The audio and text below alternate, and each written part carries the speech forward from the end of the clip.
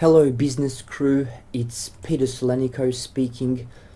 At this stage you should be aware that I am a business consultant, business coach and mentor, and this is the fifth and final part of the Financial Crisis Ahead series, a warning to Australians. Now, part 5 focuses on a summary and conclusion, and I also want to use this part as an opportunity to put all the different pieces of this series together. It has actually been quite a few weeks since the first part was developed, and some of you may have been lost in all these different parts. So what I want to do now is just to summarize everything, and I'll do that by starting off with a little roadmap to see how this whole series has evolved, starting with part 1, obviously followed by part 2, and then followed by part 3.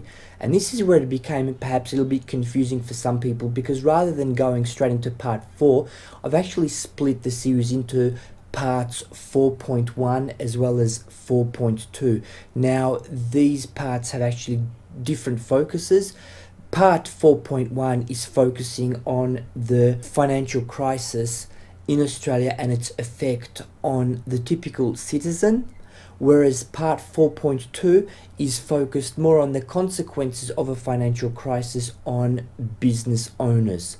So how you would actually progress, you would actually progress by going to 4.1 and then going straight through to part 4.1.3.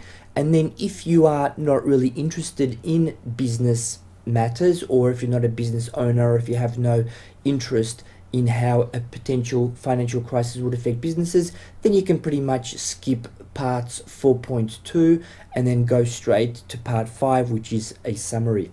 If you actually do want to have more of a comprehensive picture, then by all means you would continue on to part 4.2, which then has subsections 4.2.1, 4.2.2.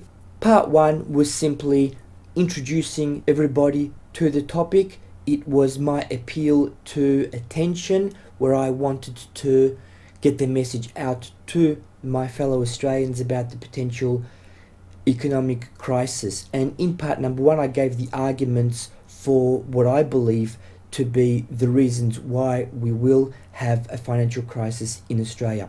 Part 2 is a progression on from that, and here I actually explained to you what would be some of the effects of the financial crisis on the economy, and I talked about a fall in overall prosperity, and that would be reflected in a 50% decline in property prices. I actually wasn't quite sure how rents would be affected, but one thing was certain, that there would be a fall in the share market, particularly banking sector and financial sector would be mostly affected, and businesses would suffer, and there would be an increase in unemployment. These are all quite clear things for me. Part 3 really didn't introduce any new content to the series. What it was a time of reflection. By this stage of the podcast, I actually had a lot of feedback. I had a lot of views, a lot more than I had expected. So I then thought I will expand on this series a little bit more, because I actually thought that people were quite interested in what I had to say. So then, rather than just having a part 4 and then a part 5, I then actually split that up into the parts which are of relevance to everybody, and then parts which are relevant to business owners. Now, if I can just get a bit of a head swell here myself, I just want to say that by the time you got to 4.1, this is where my podcasts differ from most of the other podcasts, certainly from all of the podcasts that I have listened to, which relate to a potential economic crisis, where many of the podcasts that are out there, they actually talk about potential financial crisis, economic crisis, and how bad they're going to be and so forth. But they don't actually provide the listener any concrete strategies or plans of attack to protect yourself, or what you can do to take advantage of these. And this is where I really want to differentiate these podcasts from certainly literally all of the podcasts that I have heard myself, and there's been quite a few. Now, I'm not saying that there is no podcast out there which actually provides concrete tactics and strategies, but I certainly haven't heard about them. Look, doesn't matter. The main thing is that's something that I wanted to do because I believe that that's something that's actually quite important. So 4.1 was about preparation tactics. And the reason why 4.1 had so many subsections was because there's actually quite a number of different tactics and strategies which are available to individuals to shield themselves against the various consequences on the economy which I had outlined in part number 2. So in 4.1 I talked about carpooling. That was a way to overcome an increase in petrol prices. Thankfully, since the time I did that podcast, petrol in Australia has actually come down considerably because the global price of oil has come down considerably as well. So that's no longer a threat right now, but you obviously don't know what's going to happen with petrol in the near future or in the, well, not so near future. I talked about hot desking, I talked about being a better worker, and I talked about looking for job opportunities, and obviously selling property as well. Now, the reason why I discussed these things is because unemployment was going to rise, so you want to shield yourself from that, you want to become a better worker, and property was going to fall, so that's something that obviously you don't want to hold a falling asset. Now, in terms of income generation strategies, that continued on in 4.1.1, and I talked about one of the things that you really want to do is to generate some income, because probably many people will lose their jobs. So one of the ways you could generate some income is by having a crap sale.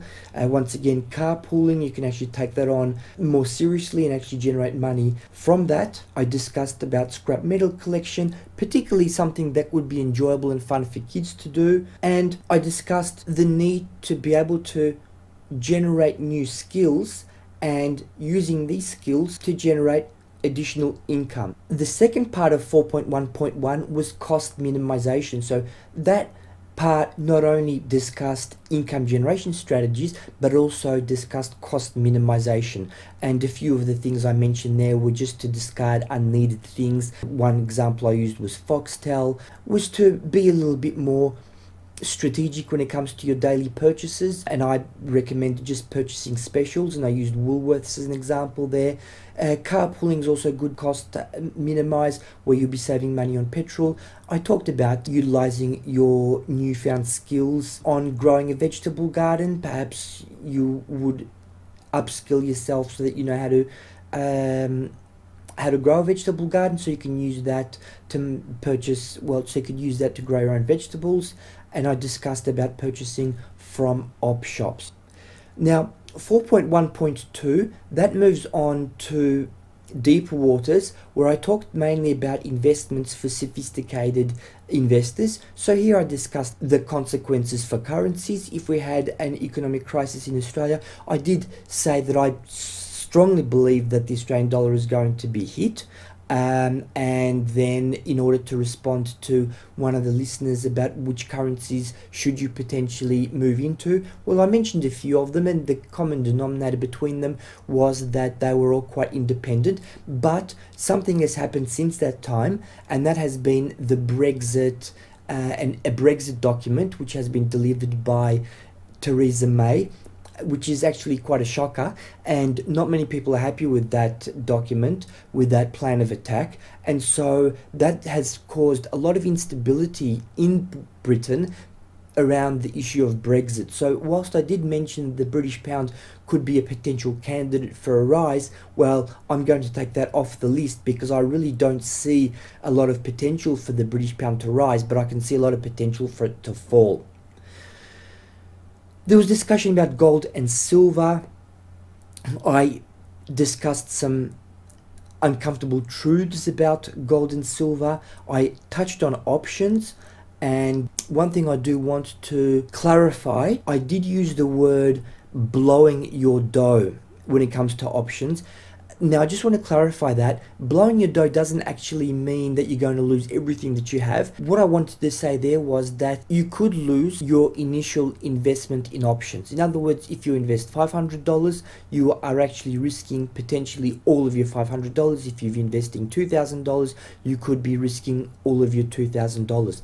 It's only when you become an options writer where you can risk literally all your money. That means that you could actually be liable for a lot more than your initial investment, or in this case, what you've initially received for when you're writing those options. Whereas when you're an options buyer, it's a little bit like shares. You risk the money that you have invested and nothing else. Linked to that was obviously the idea about selling shares, because shares seems like it's going to be a falling asset. Since the beginning of the podcast, when I did predict that the share market was going to fall, it certainly has fallen. It's fallen by about 10-15%, and it really hasn't come back up since then. 4.1.3 was an in-depth look at put options, and I used various graphs and charts there to show you how option prices relate to changes in the movement of shares. And that was the end of 4.1. Like I said, those people who aren't interested in the impact that an economic crisis would have on business would just find up to that point the podcast being of relevance. Now 4.2, that is now pretty much for business owners. So in part 4.2, I focused on outlining the business environment during an economic crisis. I talk about there being more crime, things like theft, burglary, fraud, specifically insurance or credit card fraud, that would all lead to higher costs. I said that an increasing number of business would be using discounting because consumers would have less disposable income, and that would cause more stress on margins, but also highlighted the fact that even though a lot of these things which I've mentioned thus far were quite negative, I also did say an economic and financial crisis did provide opportunities, because you would be able to buy a lot of assets quite cheaply, and this is particularly from businesses that have gone bankrupt. And I also talked about the opportunity for rents being much lower, and so premises would become more available, and so there would be great opportunities there to get yourself a really good premises at a considerably lower price than what you may pay at this stage. 4.2.1 is just an extension of 4.2, and now, as I said, in 4.2 I talked about the business environment, and then 4.2.1 I talk about ways that you can operate in such a business environment, with the focus there being on crime prevention. I mentioned the secret thief. I talked about training staff to be more aware of potential shoplifting. I also stressed the need to do a physical audit of your property, to potentially look at security systems, various forms of security systems, and to create what I call a business community watch, where business owners would come together and would work together to combat potential crime, thefts, and the like. Now, 4.3 was quite a long one. In fact, it was the longest podcast of all. This is where I actually discussed strategies, and I used 4 examples of businesses in 4 different industries over 4 different periods of time, and the different strategies that were used there. And the businesses were A1 Tuition, which is my old tutoring business. It was my girlfriend's business, Czysty Błysk, which is in Poland, the cleaning agency. Talked about 69 Tours, my tourism business, and of course the Business Crew business. And I just described different ways that businesses can undertake certain strategies in order to keep them ahead of the competition, to overcome potential threats such as new competitors, or how to reduce the prices of their goods and services by creating budget priced goods and services, which would then allow consumers to be able to afford these goods and services and bring money into the business. And this is it. This is part number 5, which is a summary of everything. So a very, very concise summary of the whole podcast. I do hope you enjoyed. I do hope you didn't get overwhelmed by all the different parts and sections and how they sort of go together. Please refer to this roadmap to see how everything fits in, and if you do believe that the information that I had presented is useful, it's relevant, and if you actually do believe in the argument, my arguments and the different points that I put across about why I believe that there will be an economic crisis in Australia, please share this, spread the word, and now that you've got the roadmap in front of you, maybe you might want to take out 1 or 2 or 3 or 4 particular parts which you might find would be of interest to different people that you would like to hear this message. So thank you very much for listening, and there will be more to come, although not for this series. This series is finished, but there is certainly a lot more podcasts to come in the future.